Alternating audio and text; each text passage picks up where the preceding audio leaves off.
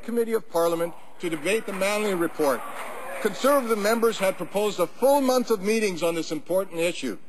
Canada's future role in Afghanistan is of great concern to Canadians, yet the opposition refused to allow Canadians to debate this critical issue. Can the Minister of Defence share his views on this shocking decision by the opposition parties to oppose public hearings on the Manley report? Honourable Minister of National Defence. Mr. Speaker, I thank the member from Abbotsford, and it is indeed unfortunate that we may miss this opportunity to have an impartial view of an impartial independent panel, quite frankly, on what is, and I think has been appropriately characterized as perhaps the most important issue that we in this Parliament will ever deal with.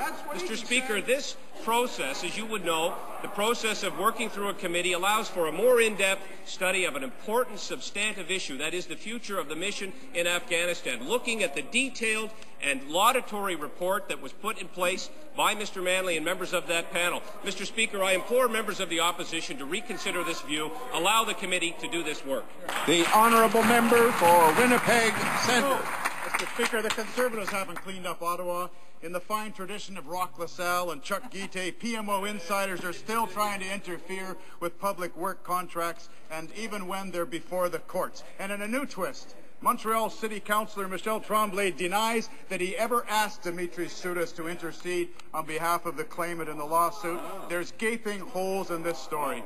If this government has any self-respect whatsoever, will the Prime Minister agree to relieve Dimitris Soudis of his duties until the Ethics Commissioner can determine the extent of his wrongdoing? Hear, hear. Honourable Government House Leader. Well, Mr. Speaker, as I said, there's no contradiction between what Mr. Tremblay has said and what this government has said. Only now, the NDP have taken this scandal one step further. Before, there was no pressure, there was no favour dispensed. Now the scandal is no favour was even asked for.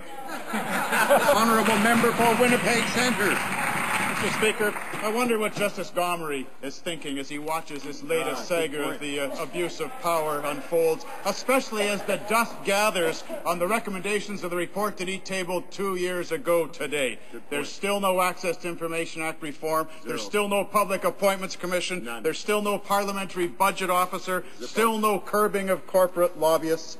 PMO insiders wouldn't be able to run roughshod over fair contracting rules if Justice Gomery's recommendations were implemented when the Conservative government promised they would implement them. What's the holdup? Hear, hear.